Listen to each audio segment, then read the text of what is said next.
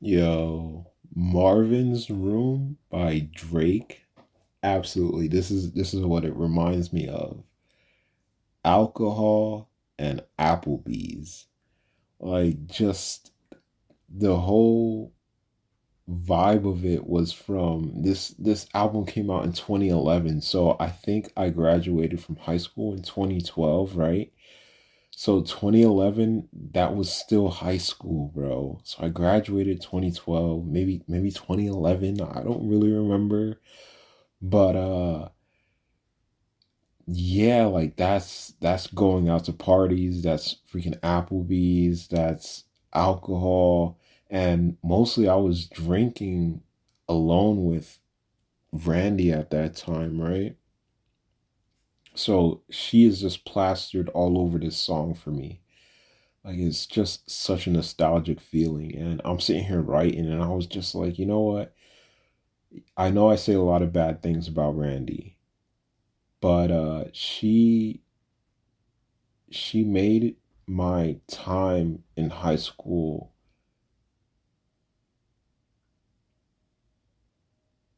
so new and different. You know what I mean? Without her, it wouldn't have been the same. And I would have just been this depressed kid that was just going to class and hoping that a girl would like me and whatnot. But she actually did like me, and she showed me how to love, and she showed me how much I could love. It was just so amazing, and I do bash her a lot, but I have to say, like, I'm so happy that I met her. You know what I mean? Like the fact that I got to meet her changed my whole life. And I'm glad that I it was her. I'm glad that it was her that I went through those experiences with, because if it was anybody else, they could have made it hurt way more. I mean, she made it hurt a lot. I'm not gonna lie, bro. Like it was unnecessary. It was like abuse. Like, it was really bad, which is why I say a lot of bad stuff about her. But other than that, it was just like all around pure joy and happiness in the beginning.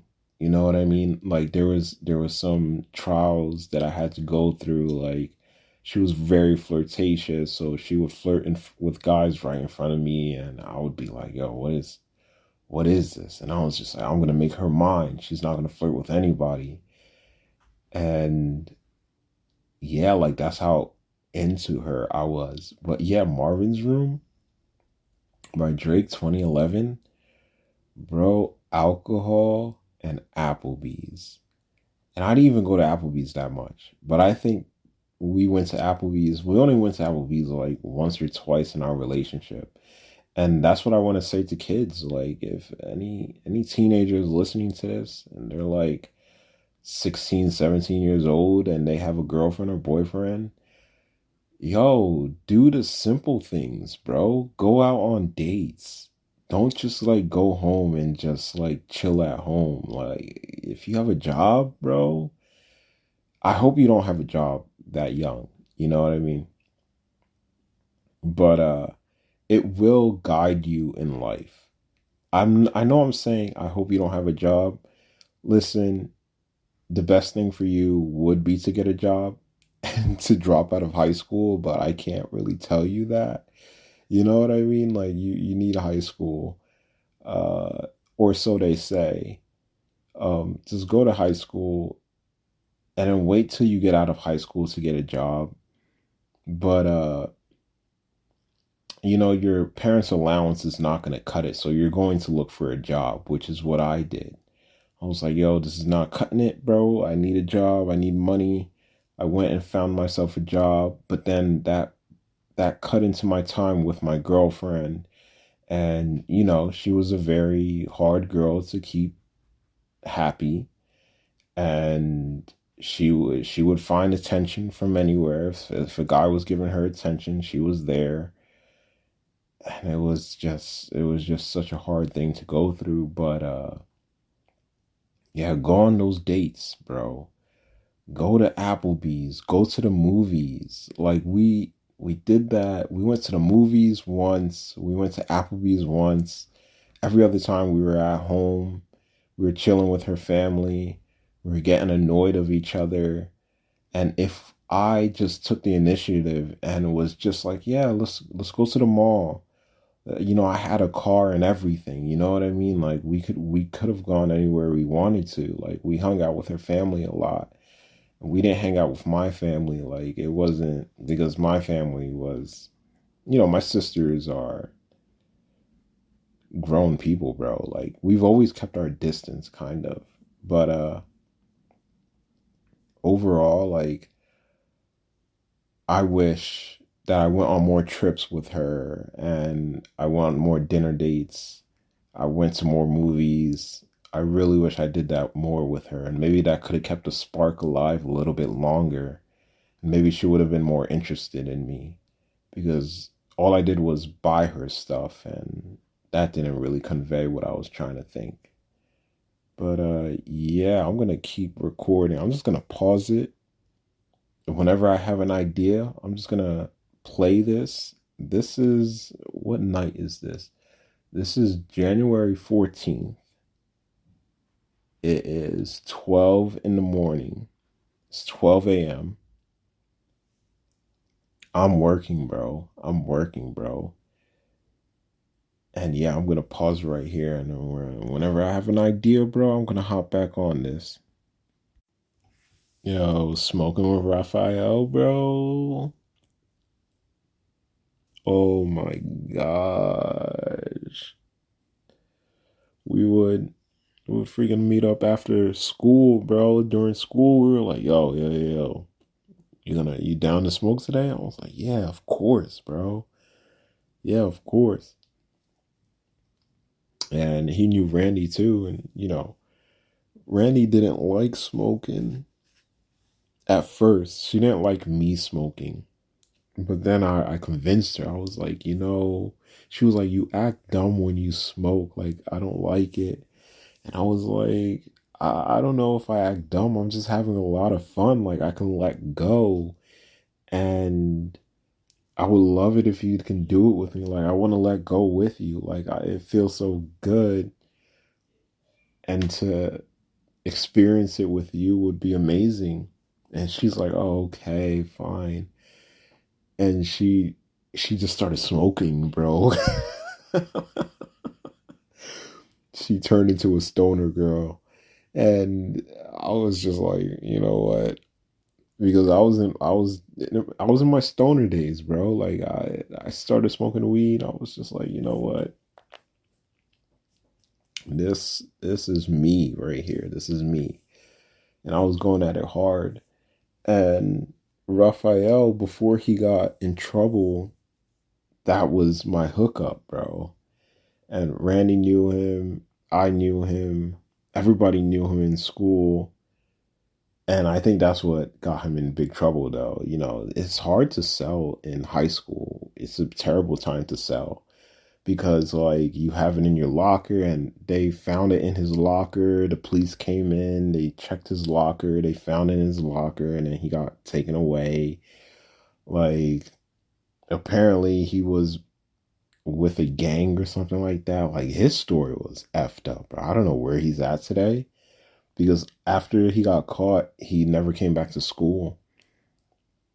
So I don't know how he's doing. I would love to be like, yo, what's good, Raphael? Like, I hope he's not in jail because typically that's what happens. Like some people just they just never learn their lesson. And I'm not one to talk because it took me 6 years to figure the whole thing out. And it wasn't an easy 6 years either. And 6 years plus, plus like three, because you gotta add the whole time that I was just smoking and selling out of my house and selling out of the apartment. And I was diagnosed at 22, and then 28 was when I finally got my shit together.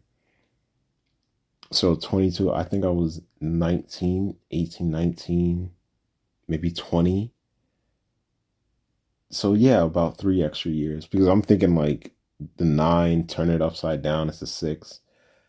You know what I mean? Devil shit. But whatever. Um, and I'm remembering this one specific day. I can only remember some days, and it pisses me off because I'm like I want to remember more. But this is the one day I remember. We went into the woods and we were smoking some sour diesel. You know what sour diesel is, bro? And everything was sour diesel, bro.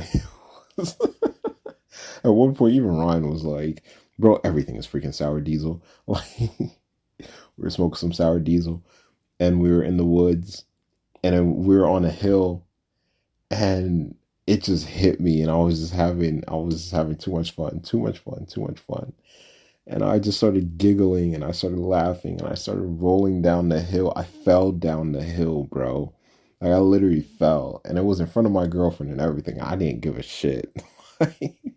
So I understood what she meant when she said that I acted stupid because, bro, I had no care in the world. And there was a reason to it because I was schizophrenic and I didn't know. And every time I smoked that shit, I reacted badly to it. But I didn't react too badly to it. You know what I mean? Like, I was functional. I was a functional schizophrenic, a functional high schizophrenic. We were, every single time that we smoked with Dan, like, we all would sit there and we would be like, we're just functional potheads. We're functional potheads. And I took so much pride in that, but really, I wasn't functional. You know what I mean? Like I couldn't hold a job. Uh, I was functional in a way of like I wasn't functional, bro. I was paying for my rent with my credit card. I was not functional.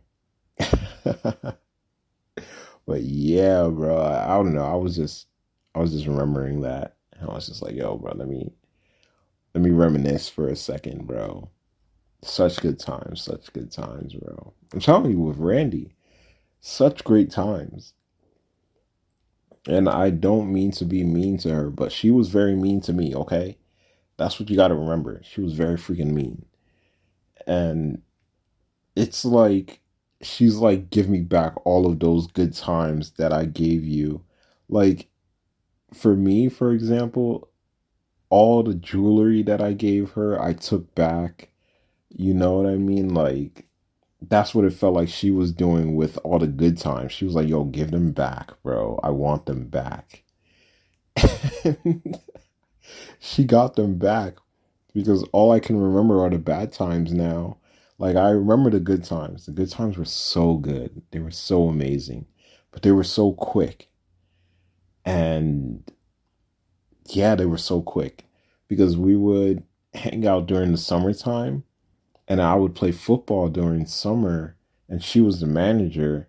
So, we would, I would practice, and then afterwards we would hang out. And oh my gosh, it was so amazing. Like, I had such a great time. She was a great girlfriend, bro. Overall, like, if I could rate her when everything was good, I would give her like an A. I wouldn't give her an A plus because she flirted with guys too much, but I would give her an A. I feel like that's a high grade, but that's how good it felt, bro.